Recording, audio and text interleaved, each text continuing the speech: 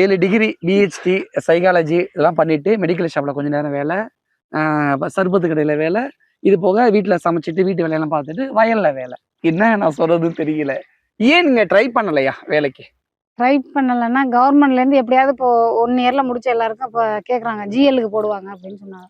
நம்ம முடிச்சுட்டு வந்துட்டோம், எதுக்கு போய் பிரைவேட்டில் போய் நம்ம ஏன்டா ஃபைட் பண்ணணும்? நீ அரசு பள்ளியில் படித்தா உனக்கு வேலை, அரசு கல்லூரியில் போய் எல்லாருமே படித்தவங்களுக்கு அரசு முன்னுரிமை அப்படிங்கிறீங்க.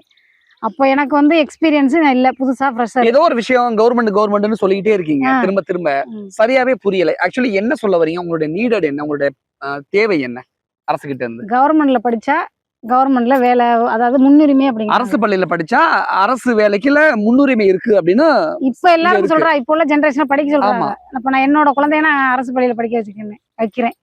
அப்ப நான் படிச்சுட்டு வந்ததே அரசு பள்ளியில தானே, இவ்வளவு பிஹெச்டி வரை நான் அரசு. உங்களுக்கு ஏன் வேலை கொடுக்கலன்னு கேக்குறேன். அதான் அரசு பள்ளியிலே படிச்சுட்டு வந்திருக்கேன், எனக்கே வேலை கொடுக்கல அரசு. அதான் ஏன்னு கேக்குறேன். அரசாங்கத்தை தான் கேட்கணும். சரி ஏன்னு சரி ஓகே, இது ஒரு பக்கம்.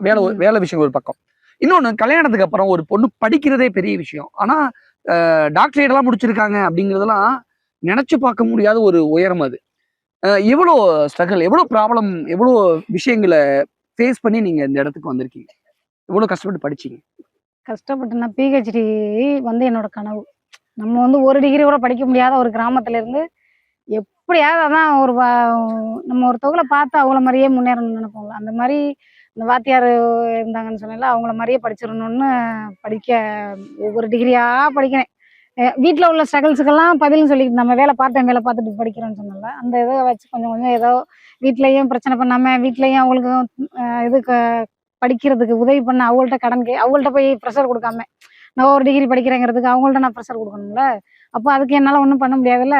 அப்போ தான் காலேஜ் சைக்கிள் எடுத்துகிட்டு போயிட்டு அங்கே பார்ட் டைம் வேலை பார்த்துட்டு அங்கேயும் நிறையா ஸ்ட்ரகிள்ஸ், அதெல்லாம் தாங்க முடியாமல் ரொம்ப வேதனையில் தான் எப்படியாவது இந்த பிஹெச்டியா, அந்த ஒரு டிகிரி மட்டும் தானே பிஹெச்டி படிச்சுட்டு இருக்கும்போது தான் எம்ஃபில் முடிச்சுட்டு, எம்ஃபில் படிச்சுட்டு இருக்கும்போது மேரேஜ் எனக்கு. அப்புறம் பிஹெச்டி அந்த 1 வருஷம் முடிஞ்சுட்டு 1 வருஷம் தான் அந்த சைக்காலஜி, இடையில 2 வருஷம் வீட்டில் இருந்தேன்னு சொல்லல. எம்ஃபில் முடிச்சுட்டு அந்த எம்ஃபில் முடிச்ச கையோட அப்பவும் சும்மா இருக்கக்கூடாது அப்படிங்கிறதுக்காக கன்சீவாக இருந்து குழந்தை, அந்த பீரியட்ல தான் சைக்காலஜி படித்தது.